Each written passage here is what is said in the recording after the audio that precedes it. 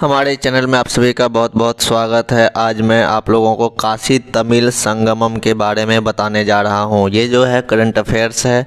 हाल ही में प्रधानमंत्री ने, हमारे जो भारत के प्रधानमंत्री है, उन्होंने उत्तर प्रदेश के वाराणसी में महीने भर चलने वाले काशी तमिल संगमम का उद्घाटन किया। तो ये काशी तमिल संगमम कहाँ चलता है? तो ये चलता है वाराणसी में। यह कार्यक्रम क्या था? तो यह कार्यक्रम आज़ादी के अमृत महोत्सव, जो कि 75वां आज़ादी का अमृत महोत्सव चल रहा है, उसी के एक भाग के रूप में और एक श्रेष्ठ भारत की भावना को बनाए रखने के लिए भारत सरकार द्वारा की गई एक पहल थी। तो हम लोगों को पहले से पता है कि भारत में आज़ादी का अमृत महोत्सव का एक समय चल रहा है 75वां साल का। उसी के एक अंश के रूप में काशी तमिल संगमम का उद्घाटन हुआ वाराणसी उत्तर प्रदेश में। आइए बात करते हैं काशी तमिल संगमम के बारे में।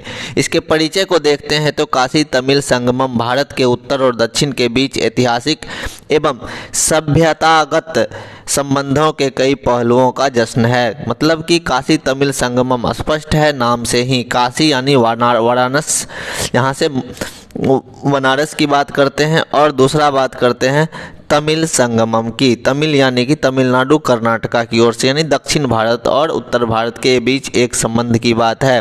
तो उत्तर और दक्षिण के ऐतिहासिक सभ्यगत संबंधों के कई पहलुओं का यह एक जश्न है। इसका व्यापक उद्देश्य क्या है? काशी तमिल संगमम का एक बहुत बड़ा उद्देश्य, किस उद्देश्य से यह मनाया जाता है? इसमें है ज्ञान, सांस्कृतिक परंपराओं, उत्तर एवं दक्षिण को करीब लाना, हमारी साझा विरासत की समझ विकसित करना। चूँकि हम लोग जानते हैं कि हमारे देश में जो है, कहते हैं, अनेक भाषाओं, अनेक संस्कृतियों का एक संगम है।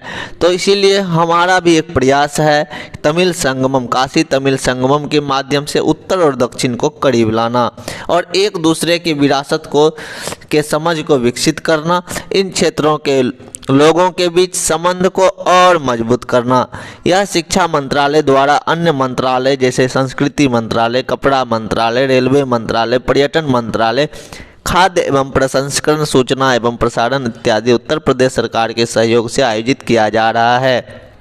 इस कार्यक्रम राष्ट्रीय शिक्षा नीति NEP 2020 के अनुसार या अनुरूप, जो समकालीन ज्ञान प्रणालियों के साथ भारतीय ज्ञान प्रणालियों के समृद्धि में सामंजस्य पर जोर देती है। तो कहने का मतलब यह है, हमारा जो ये राष्ट्रीय शिक्षा नीति 2020 है, जो कि हमें क्या कहता है कि हमारे जो भारतीय ज्ञान प्रणाली है उसको कैसे आगे बढ़ाया जाए, इस पर जोर दिया जा रहा है। IIT मद्रास और बनारस हिंदू विश्वविद्यालय इस कार्यक्रम के कार्यान्वयन की एजेंसियां हैं। यह जो हमारा काशी तमिल संगमम हो रहा है, इसका जो एजेंसी है जो इसको करवा रही है वो कौन है? IIT Indian institute of technology Madras और बनारस हिंदू विश्वविद्यालय, जिसको कि हम लोग BHU के नाम से जानते हैं। इन दोनों संस्थाओं के द्वारा इस प्रोग्राम को कंडक्ट करवाया जा रहा है। सांस्कृतिक महत्व क्या है किसका? तो ये हमारा जो वाराणसी काशी तमिल संगमम है, ये इनका सांस्कृतिक महत्व क्या है?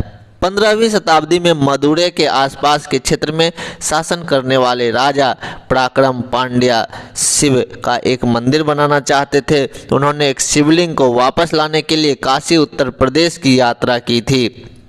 मदुरै आपको साउथ में पड़ जाता है, दक्षिण भारत की ओर। वहाँ का जो एक राजा थे पांड्या, वो शिव के लिए एक मंदिर बनाना चाहते थे और शिवलिंग वापस लाना चाहते थे, और शिवलिंग को वापस लाने के लिए काशी उत्तर प्रदेश की यात्रा की थी। वहाँ से लौटते समय वे रास्ते में एक पेड़ के नीचे विश्राम के लिए रुके।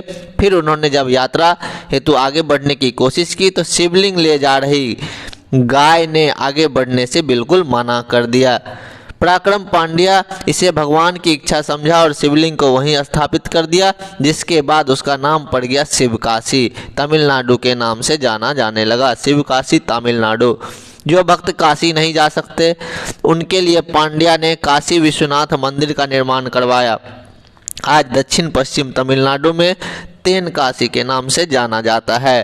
तो आप लोगों को स्पष्ट समझ में आ गया होगा कि वहाँ के एक राजा पांड्या, जो कि भगवान शिव के शिवलिंग को ले जा रहे थे, गाय आगे नहीं बढ़ रही थी, उन्होंने स्थापित कर दिया, जिसको शिवकाशी के नाम से जानते हैं तमिलनाडु में। और एक है तेनकाशी।